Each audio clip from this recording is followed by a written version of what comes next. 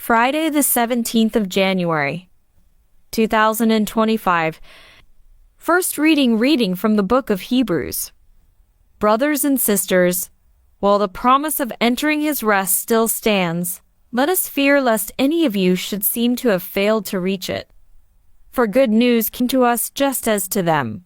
But the message they heard did not benefit them, because they were not united by faith with those who listened. For we who have believed enter that rest, as he has said, as I swore in my wrath. They shall not enter my rest, although his works were finished from the foundation of the world. For he has somewhere spoken of the seventh day in this way, and God rested on the seventh day from all his works. And again in this passage he said, they shall not enter my rest. Let us therefore strive to enter that rest, so that no one may fall by this sort of disobedience. Responsorial Psalm.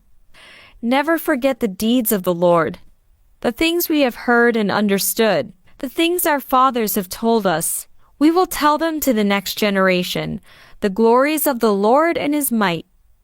Never forget the deeds of the Lord.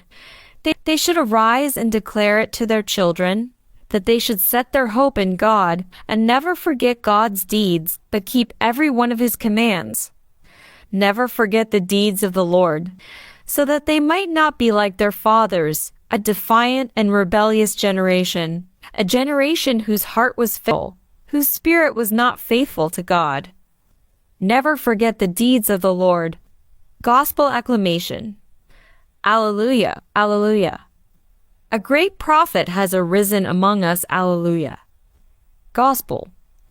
Reading from the book of Mark. When Jesus returned to Capernaum after some days, it was reported that he was at home, and many were gathered together, so that there was no more room, not even at the door. And he was preaching the word to them. And they came, bringing to him a paralyzed man carried by 4 men. And when they could not get near because of the crowd, they removed the roof above him. And when they had made an opening, they let down the bed on which the paralyzed man lay. And when Jesus saw their faith, he said to the paralyzed man, Son, your sins are forgiven. Now some of the scribes were sitting there, questioning in their hearts, Why does this man speak like that? He is blaspheming. Who can forgive sins but God alone?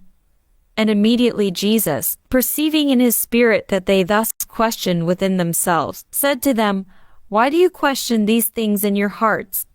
Which is easier, to say to the paralyzed man, Your sins are forgiven, or to say, Rise, take up your bed and walk? But that you may know that the Son of Man has authority on earth to forgive sins. He said to the paralyzed man, I say to you, rise, pick up your bed, and go home. And he rose and immediately picked up his bed and went out before them all, so that they were all amazed and glorified God, saying, We never saw anything like this. Gospel of the Lord.